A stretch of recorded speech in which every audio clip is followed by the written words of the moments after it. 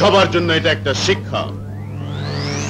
এই কামরান মির্জা তার কাজে কোনো বেইমানি সহ্য করে না বলেই ইন্টারন্যাশনাল স্মাগলিং এর জগতে কেএম একটা নাম। আজ থেকে তোমাদের কাছে আমার পরিচয় কেএম, এবং সমস্ত শহরবাসীর কাছে পরিচয় ইউসুফ শরীফ।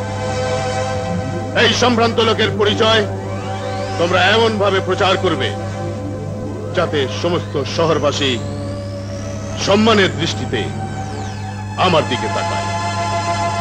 নাও we can leave.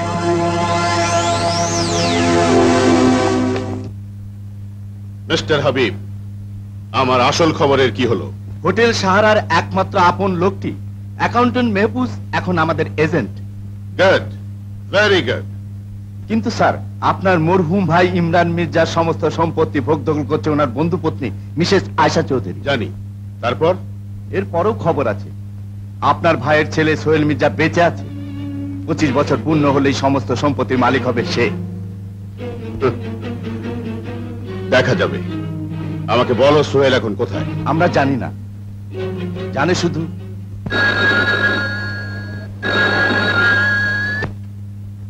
Hello, Aisha Chaudhary speaking. Yes, yes. কবে আসছে সে? Hello, hold on please. All right. আমার ক্লিয়ারিং এজেন্ট পৌঁছে যাবে। থ্যাঙ্কস। আরে বলুন, কি খবর?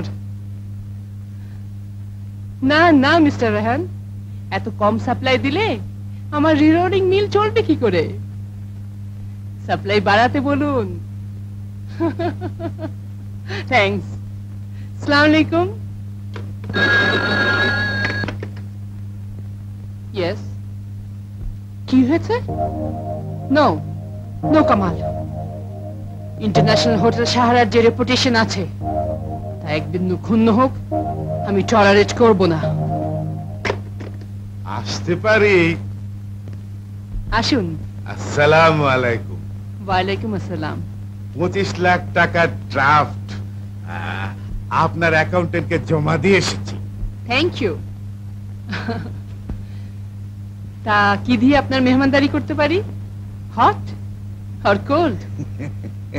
হট কোল্ড পরে হবে। মেয়ে মানুষ হয়ে এত পরিশ্রম করলে অসুস্থ হয়ে পড়বেন যে।